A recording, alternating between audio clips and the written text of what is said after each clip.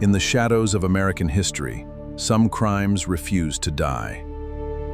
They linger in police files, in the nightmares of witnesses, and in the questions we still ask ourselves late at night. These are not just cold cases. They are open wounds on the soul of a nation. Tonight, we step into three of the most haunting unsolved mysteries this country has ever known. Cases that defied detectives, baffled the FBI, and left entire communities forever changed.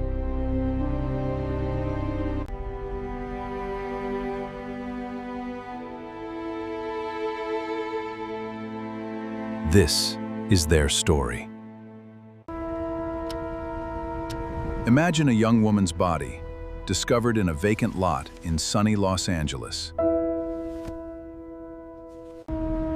Or a killer who targets people in the dark, then sends mysterious coded messages to newspapers, signed with a strange symbol.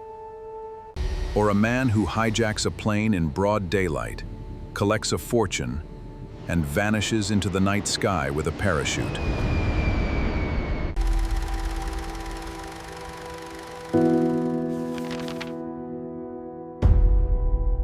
These aren't movie plots.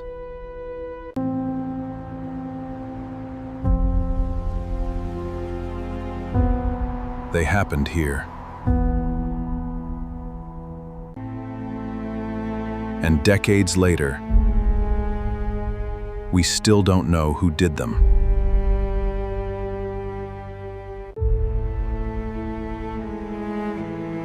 Los Angeles, January 1947. Post-war Hollywood, a city of dreams, palm trees, and broken promises. 22-year-old Elizabeth Short had come west chasing stardom, like so many others.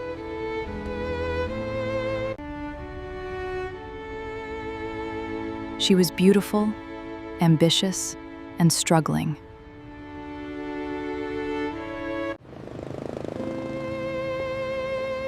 Beth was always talking about getting into pictures.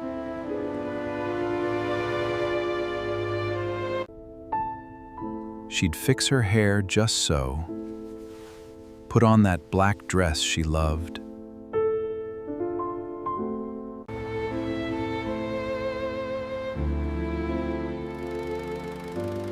She said, "One day they'll know my name."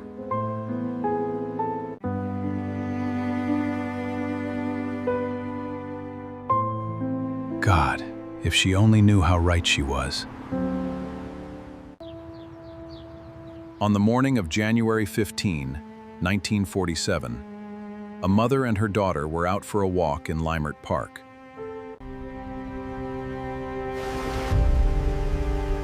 What they found would shock the nation. I thought it was a mannequin at first. 2 pieces.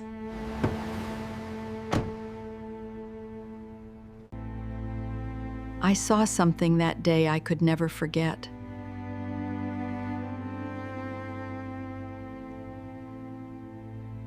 Her face was slashed ear to ear. It was the worst thing I've ever seen. It was something I could never forget. The body of Elizabeth Short, soon dubbed the Black Dahlia by the press, had been discovered, becoming one of the most infamous mysteries in American history. Her organs were removed and arranged.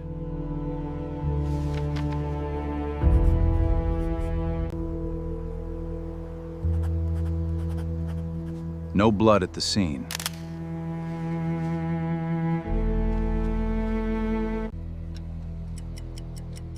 The killer had taken his time.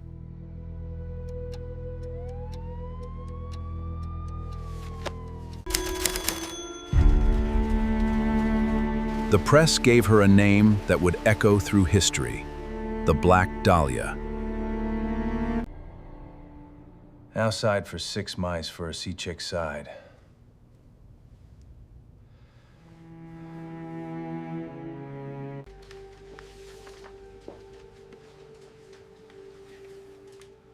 No fingerprints worth a damn.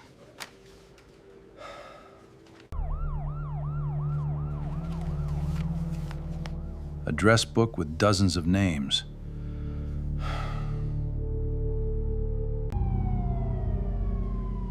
This city's full of weirdos.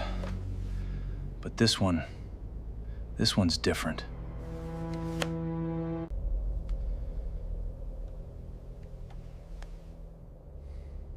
This one's different.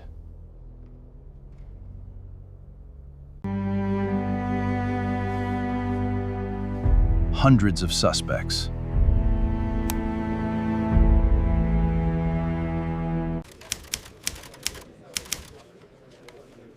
Over 150 interviewed early on.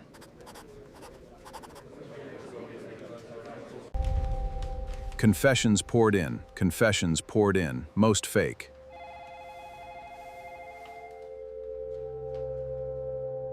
A mysterious envelope arrived at the newspaper with some of Elizabeth's belongings, cut and paste letters, like a ransom note from hell.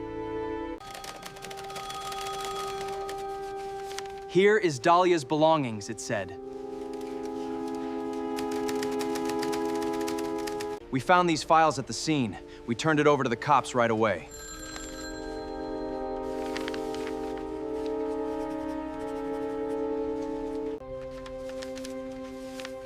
Whoever sent this revealed information that raised more questions than answers. Despite the largest manhunt in Los Angeles history at the time, no arrest. The case went cold.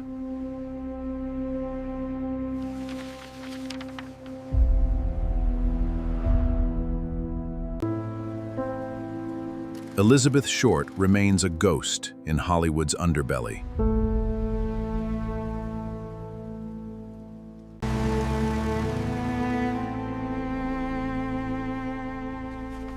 But the Black Dahlia was only the beginning. 20 years later, terror would return to California, this time with a voice. With a voice.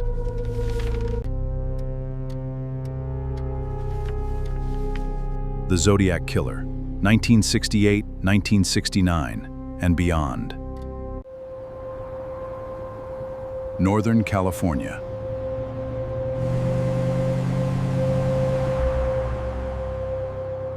The late 1960s. Peace signs, protests, and suddenly, fear. First attack, Lake Herman Road, December 20, 1968.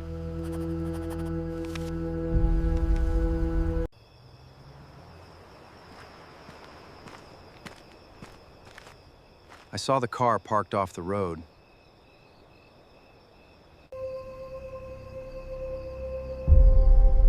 Two kids inside.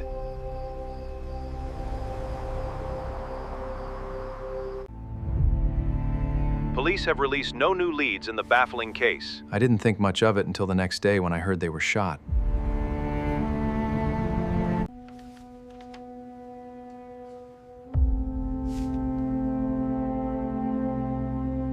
Execution style.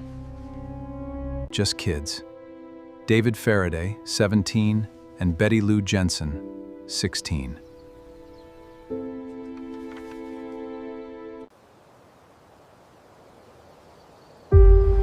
Six months later, another couple. Blue Rock Springs. We were just talking in the car when this guy pulls up with a flashlight. He starts shooting. Darlene tried to drive away, but he just kept firing. I played dead. He walked up and shot me again in the neck. I survived. Darlene didn't. Shots fired, Blue Rock Springs. Victims down. Suspect described as stocky male, possibly wearing a hood. This is the Zodiac speaking.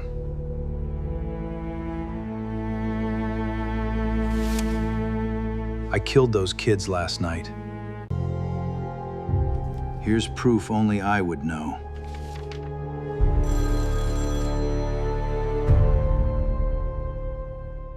Then came the letters. Taunting. Cryptograms. Demands that newspapers print them, or he'd kill more.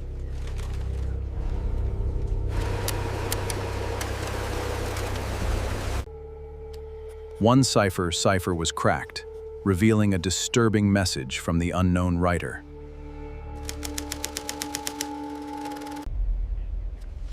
We're chasing a ghost who loves the spotlight.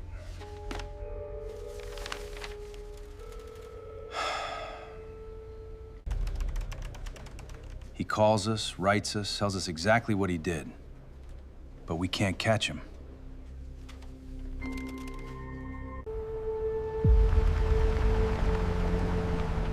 Lake Berryessa attack, September 27, 1969. We were picnicking by the lake.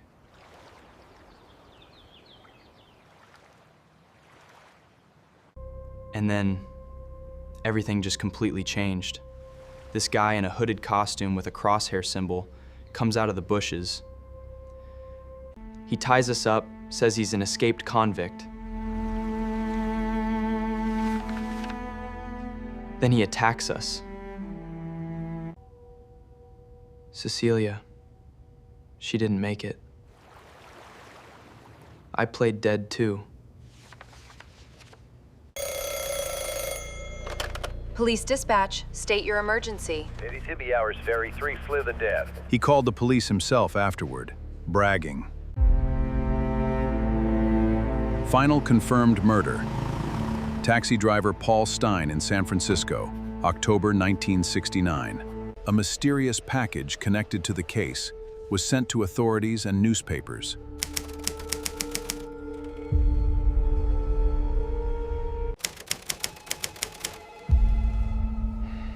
School children make nice targets. School children make nice targets. I think I shall wipe out a school bus some morning.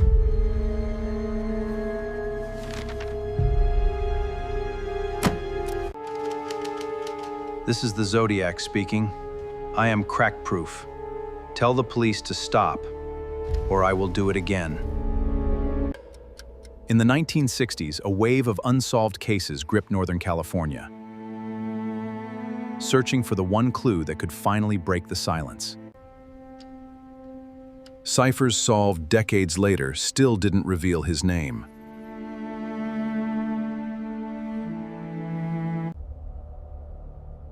The case remains open. No one was ever charged.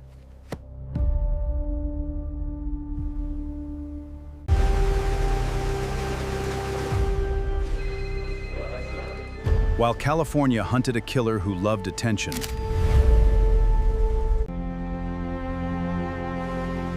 the Pacific Northwest was about to witness a crime that needed almost none. Thanksgiving week, 1971. Northwest Orient Airlines Flight 305, from Portland to Seattle. A quiet afternoon flight. A passenger handed me a note. I thought it was something ordinary. Then he whispered, "Miss, you'd better look at that note. I have a bomb." He was polite, actually. Mid-40s, dark suit, sunglasses. He showed me what looked like dynamite sticks in his briefcase. He demanded $200,000 in unmarked bills and 4 parachutes.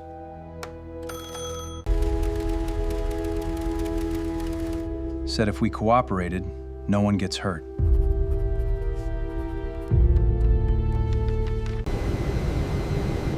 Seattle Tower, we have a hijacking situation. 130 Lixaveri. Roger that, Flight 15, we are monitoring. Passenger wants money and shoots. We're circling to burn fuel while they get it ready. Second section. The plane lands. Passengers are released. Cooper keeps the crew. Money and parachutes arrive. He orders a flight to Mexico City at low altitude.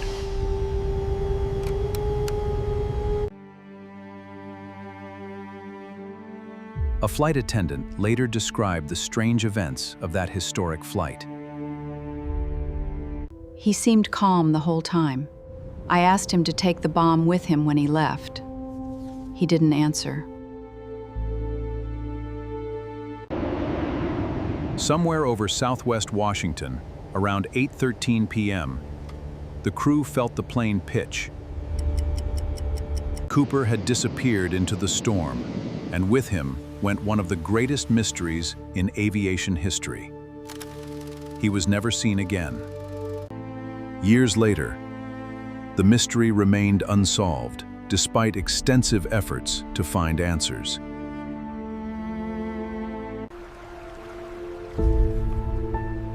Then in 1980, a surprising discovery brought the mystery back into the spotlight.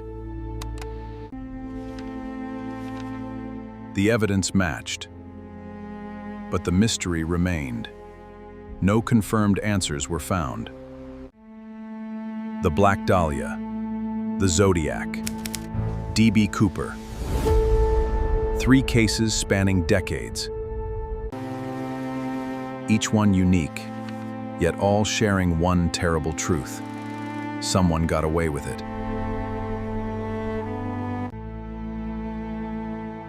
Families still wait for answers. Detectives retired without closure.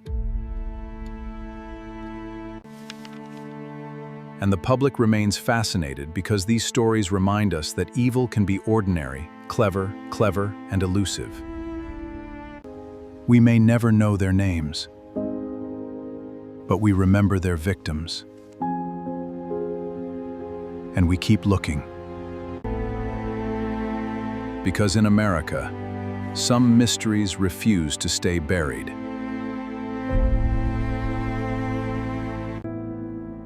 If you have any information on these cases, contact your local authorities or the FBI. The files are still open.